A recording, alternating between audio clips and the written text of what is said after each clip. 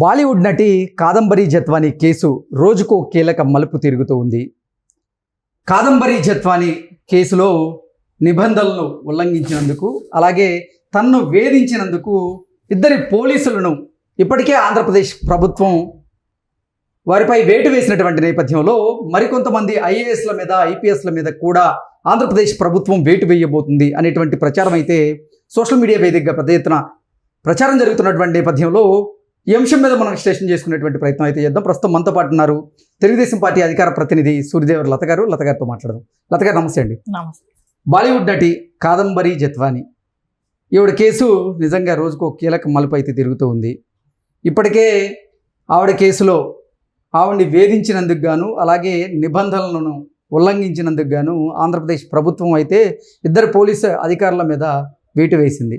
ACP మీద, అలాగే నాటి ఇబ్రహీంపట్నం సిఐ సత్యనారాయణ మీద, వీరిద్దరి మీద వేటు వేసినటువంటి నేపథ్యంలో మరికొంతమంది ఐఏఎస్లు, ఐపీఎస్ల మీద కూడా వేటు వేయబోతుంది అనేటువంటి ప్రచారం అయితే పెద్ద ఎత్తున వినిపిస్తూ ఉంది. ఏంటి, ఎవరి మీద వేటు వేసే అవకాశం ఉంది అంటే ఏం చెప్తారు? ఇప్పుడు మనకు ఆల్రెడీ దీనిలో ఎవరెవరు ఇన్వాల్వ్మెంట్ ఉన్నారు ఇవన్నీ మనకు ఒక ముందు నుంచి, అంటే 1వ తారీఖు వాళ్ళు టికెట్ బుక్ చేసుకోవటం, అంటే 2వ తారీఖు కంప్లైంట్ రావటం, ఇవన్నీ మనం చూసాం. అంటే వీళ్ళు పెద్దవాళ్ళ హస్తం లేనిది ఇంత ప్రీప్లాన్డ్గా పకడ్బందీగా జరగదనేది మనకి ఇక్కడ అర్థమైపోతుంది. అంటే not only ASP, SP range కూడా కాదు, ఇంకా పై స్థాయి. అదే రానా కమిషనర్ గారు, ఆయన దగ్గర నుంచి క్రాంతి రాణా కమిషనర్ గా చేసిన క్రాంతి రాణా గారు, అలాగే గతంలో ఇంటెలిజెన్స్ చీఫ్ గా చేసినటువంటి ఆంజనేయులు గారు, పిఎస్ఆర్ ఆంజనేయులు గారు, ఇంకా విశాల్ గున్నా గారు, వీళ్ళందరూ కూడా దీనిలో ఇన్వాల్వ్మెంట్ ఉంది అనేది అయితే మనకి ఇక్కడ. ఎందుకంటే ఇంత ముందు రోజు టికెట్లు ఇవన్నీ చూస్తున్నప్పుడు మనకు ఖచ్చితంగా ఒక అవగాహన అయితే వస్తుంది, ఏ స్థాయిలో వాళ్ళు దీనిలో ఇన్వాల్వ్మెంట్ చేశారు అనేది మనకి ఇక్కడ స్పష్టంగా కనబడుతుంది. వాళ్ళ కంప్లైంట్ 6:30కి ఇవ్వటం మొదలు పెడితే 11:30కంతా స్టార్ట్ అయ్యారు కదా బాంబే వెళ్ళటానికి. అంటే 1 డే ముందు బిఫోరే వాళ్ళు టికెట్లు బుక్ చేసుకోవటం కానివ్వండి, ఇవన్నీ చూస్తే మనకు ఖచ్చితంగా దీనిలో జగన్మోహన్ రెడ్డి స్థాయి, అంటే సజ్జల గారు కూడా ఇన్వాల్వ్మెంట్ ఉంది దీనిలో. సజ్జలది ఇన్వాల్వ్మెంట్ ఉంది అనేది మనం గతంలో కూడా ఇది ఓపెన్ అయ్యింది, అందరూ మాట్లాడుకున్న విషయమే. ఇప్పుడు కొత్తగా తెలిసిన విషయం కూడా కాదు సజ్జల గారి ఇన్వాల్వ్మెంట్ అనేది. అంటే ఆయన డైరెక్షన్ లోనే ఈ డిపార్ట్మెంట్ లో వాళ్ళందరూ కూడా పనిచేసినట్టే కనపడుతుంది.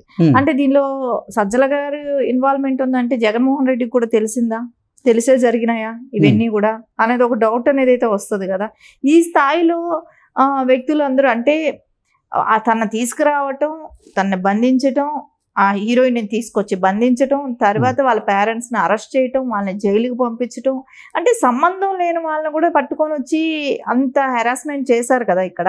సో ఏ స్థాయిలో వాళ్ళు దీనిలో కుమ్మక్కయ్యారనేది మనకు వీళ్ళంతా ప్రీప్లాన్డ్గా చేశారు. అంటే ఇవన్నీ ఎవరికి బయట తెలియదు, ఇది కనిపెట్టలేరు అని ఒక దీంతో చేశారు. కానీ అవన్నీ బయట వచ్చాయి, అవన్నీ తెలుస్తున్నాయి. తెలిసిన తర్వాత ఇప్పుడు వెంటనే వాళ్ళ మీద కూడా నార్మల్ వాళ్ళ మీద అయితే ఎలాంటి యాక్షన్ తీసుకుంటారు, అదే నార్మల్ ఇంకో ఎవరైనా చేస్తే ఏ రకంగా యాక్షన్ తీసుకుంటారు. ఎందుకంటే వీళ్ళు డిపార్ట్మెంట్ కొమ్ముగాస్తా, అంటే డిపార్ట్మెంట్లో పనిచేస్తూ వీళ్ళు ఇట్లాంటి అవకతవకలు చేసినప్పుడు వీళ్ళని ఇంకే రకంగా వీళ్ళ మీద యాక్షన్ తీసుకోవాల్సిన అవసరం ఉంటుంది. ఎందుకంటే రేపు వీళ్ళే కాదు, ఇంకా గతంలో ఇంకెప్పుడైనా బై ఫ్యూచర్లో కూడా వీళ్ళని ఎవరైనా చూసి మన డిపార్ట్మెంట్లో ఉన్న మనం ఏం చేసినా చెల్లుబడుతుంది అనే దీనిలోకి రాకూడదు. కాబట్టి ఇలా తప్పు చేసిన వాడి అందరికీ కూడా చాలా కఠిన శిక్ష, అంటే నార్మల్గా చేసిన వాడి కన్నా కూడా ఎక్కువ ఉండాలి. ఎందుకంటే వీళ్ళు ప్రభుత్వంలో జవాబుదారీతనం, అంటే వీళ్ళని చూస్తేగానే ఇప్పుడు పోలీసులు చేయరు, వాళ్ళు ఒక లాని కొంచెం ఇంప్లిమెంట్ చేసి వాళ్ళు కరెక్ట్ పద్ధతిలో ఉంటారనే ఒక ప్రజలందరికీ ఒక అవగాహన ఉంటుంది.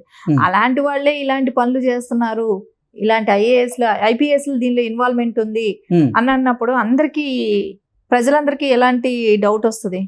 అందుకని ఖచ్చితంగా వీళ్ళకి అయితే బాగా కఠిన శిక్షలు పడాల్సిన అవసరం అయితే ఉంది. అంటే కాదంబరి జత్వానీ ఈ కేసులో, ఆ కేసు వ్యవహారంలో ఎవరైతే నిబంధనలను ఉల్లంఘించారని ఆంధ్రప్రదేశ్ ప్రభుత్వం భావించిందో వారి మీద వేటు వేసింది. అందులో భాగంగానే నాటి ఇబ్రహీంపట్నం సిఐ అయినటువంటి సత్యనారాయణ, అలాగే ఏసీపీ హనుమంతరావు గారి మీద ఇప్పటికే వేటుపడినటువంటి నేపథ్యంలో అసలు ఏంటి, గతంలో ఏం జరిగింది, ఇప్పుడు ఆ కేసులో అంటే వాళ్ళని ఫోర్స్ చేసి నిబంధనల్ని ఉల్లంఘించేలా చేసింది ఎవరు అంటే ఏం చెప్తారు? ఇక్కడ నిబంధనల్ని ఉల్లంఘించారు అని అనటంలోనే, అంటే సిఐ స్థాయి వ్యక్తికి ఆయనకేమీ చేయలేడు, ఇంత ఇంత ప్రాసెస్ నడిపించే అంత ధైర్యం ఉండదు. బాంబే వరకు వెళ్ళి అరెస్ట్ చేసుకొని తీసుకొచ్చే అంత ధైర్యం వాళ్ళకు ఉండదు. సో వాళ్ళని సిఐ లాంటి స్థాయిని వాళ్ళని అందరినీ కూడా ఏఎస్పీ కానివ్వండి, సిఐ స్థాయిలో అంటే వీళ్ళ వరకు ఇప్పుడు వరకు జరిగింది, కానీ వాళ్ళని సస్పెండ్ చేయటం కానివ్వండి, ఇట్లాంటివన్నీ జరిగాయి. కానీ వాళ్ళ స్థాయి కాదు కదా ఇది. వాళ్ళని బలవంతంగా చేయించారు. సో హైయర్ అదే విజయవాడ కమిషనర్గా చేసిన ఆయన కానివ్వండి, ఆంజనేయులు గారి కానివ్వండి, వీళ్ళందరూ విశాల్ గున్నా కానివ్వండి, ఇలాంటి వాళ్ళందరూ కూడా వాళ్ళతో బలవంతంగా పని చేయించబట్టే సిఐ లాంటి వాళ్ళందరినీ కూడా వాడుకున్నారు. కానీ వాళ్ళకి ఎప్పటికైనా తెలుస్తుంది, ఏ రోజైనా బయట వస్తే పోతుందని, మనకు ఏమైనా ప్రాబ్లం ఉంటుందని వాళ్ళకు ఉండొచ్చు.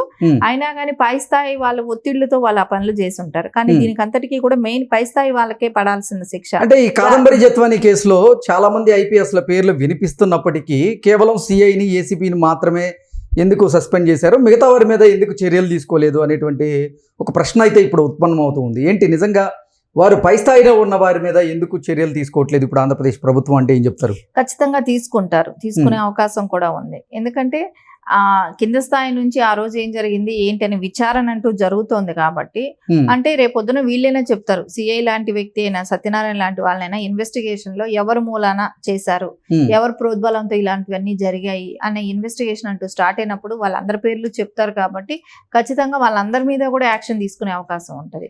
ఎవరిని దీనిలో అయితే ఉపేక్షించే పనే లేదు, ఖచ్చితంగా అందరి మీద యాక్షన్ అయితే ఉంటుందండి. ఓకే. సో మీరు చెప్తున్నట్లుగా అంటే గతం నుంచి కూడా కాదంబరి జత్వాని ఈ కేసులో చాలామంది ఐపీఎస్లు ఇన్వాల్వ్ అయి ఉన్నారు అంటూ పిఎస్ఆర్ ఆంజనేయులు గారి పేరు, అలాగే కాంతిరాణా టాటా, అలాగే విశాల్ గున్నా, వీళ్ళందరి పేర్లు చెప్తున్నటువంటి నేపథ్యంలో వారి మీద కూడా చర్యలు ఉండబోతున్నాయా రానున్న రోజుల్లో? వారిని కూడా సస్పెండ్ చేయబోతున్నారా అంటే ఏం చెప్తారు? దీనిలో వ్యవస్థల్లో అయితే మేనేజ్ చేస్తున్నారు. అంటే మనం వైసీపీ గవర్నమెంట్ వచ్చిన దగ్గర నుంచి మనం చూస్తూనే ఉన్నాం, మహిళలకు ఎక్కడా రక్షణ లేదు. సో అలాంటి టైంలో అంటే పవన్ కళ్యాణ్ గారి టైంలో కూడా మనం విన్నాం 30,000 మంది మిస్సింగ్ అని చెప్పి. ప్రతిసారి మహిళల మీద అఘాయిత్యాలు జరుగుతూనే ఉన్నాయి. సో ఒక సిస్టర్ని ఏంటి తప్పు జరిగింది, ఆ అమ్మాయిని ఏడిపించొద్దని ఒక తమ్ముడు అడిగిన దానికి ఆ అబ్బాయిని పెట్రోల్ పోసి తగలబెట్టింది కూడా మనం ఆంధ్రప్రదేశ్లో చూసాం. సో సంబంధం అంటే ఈ రాష్ట్రానికి సంబంధం లేని వాళ్ళని కూడా ఎక్కడో ఏదో ప్రాబ్లం అంటే వాళ్ళని పట్టుకొచ్చి, ఇప్పుడు హీరోయిన్ విషయం తీసుకుంటే, సో వాళ్ళని తీసుకొచ్చి ఇక్కడ నిర్బంధించి ఆ అమ్మాయిని బలవంతంగా రూమ్లో బంధించి వాళ్ళ తల్లిదండ్రులను అరెస్ట్ చేసి ఇలాంటివన్నీ చేశారు అని అంటే అప్పటి ప్రభుత్వం ఇవన్నీ ప్రోత్సహించినట్టే కనపడుతుంది కదా.